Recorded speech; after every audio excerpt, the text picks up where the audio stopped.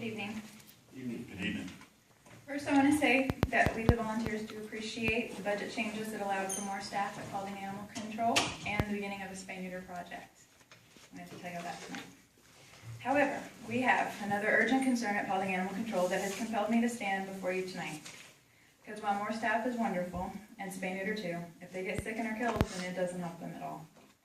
On October 7th, I copied the 5 of you on an email, and Chuck Grant and Mike Jones as well, to the leadership of Paulding Animal Control.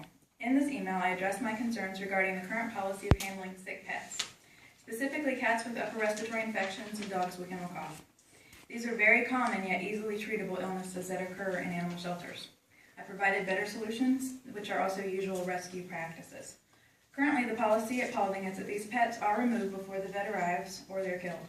They receive no antibiotics to improve and no preventative vaccines.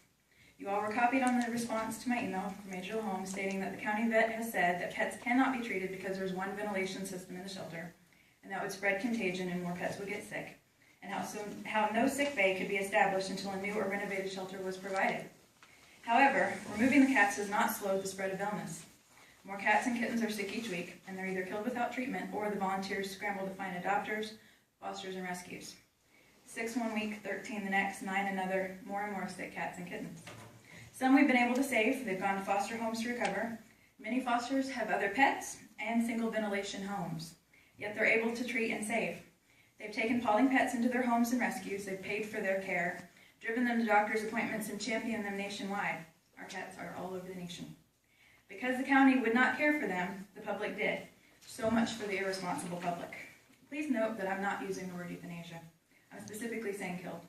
Webster's Dictionary defines euthanasia as the act or practice of killing or permitting death of hopelessly sick or injured individuals or domestic animals in a relatively painless way for reasons of mercy. Euthanasia is reserved for hopelessly sick or injured, not for space and not for treatable illness. People are allowed to turn in sick cats so the germs are constantly present. They're already in the air, in the kennels, and on the clothes of even the shelter staff as the cat is removed, so the cycle continues. Owner surrenders have not been delayed in an attempt to get this epidemic under control, so more keep coming in. I'm vaccinated, unprotected, germs still present, remove or kill. Because the county vet has said this must be, it is entirely unquestioned. We must have a new or renovated shelter, and the cats must die in the meantime. I was shut down with this response. You all were copied and hopefully read it. Mr. Carmichael did respond asking for plans for a new or renovated shelter. I challenge that there's more to be considered. I've volunteered in rescue shelters for years, and I have never seen the kind of upper respiratory infection epidemic at a rescue that I've seen in Paulding. Why? Because modern medicine works. Most of all of you have pets, I know you do, and if one gets sick, do you treat it and monitor the others, or do you kill it and just hope the others don't get sick? And if they do you kill them too? This would seem a ludicrous suggestion to caring pet owners who spend thousands on their pets at PetSmart, Tractor Supply, Walmart, other stores that provide jobs and tax dollars in Paulding County. Yet, the tax dollars of many caring pet owners are used to do just that. It is an archaic and inhumane policy. By the time you see that a pet is sick, the other pets have already been exposed to the germs, and everyone knows that. But if you vaccinated them and you're monitoring their condition, no one needs to die for a simple upper respiratory infection or kennel cough. In 2014, there are plenty of inexpensive treatment options.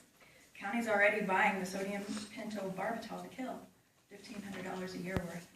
Why not antibiotics to heal instead? A county vet is employed to come to Paulding Animal Control at $20,000 a year. Why wouldn't her job be to care for them versus to kill them if they get sick?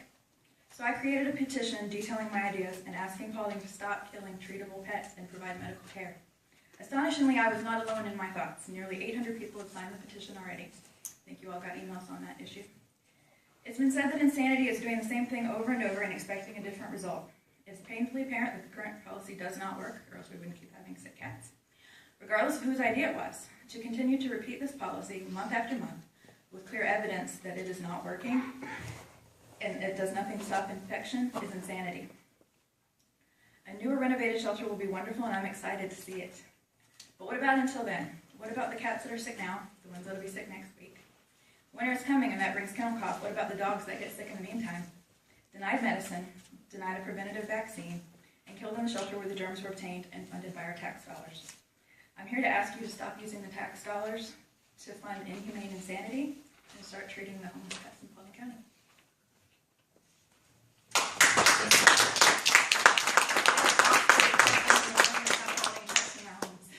Thank you all for what you're doing.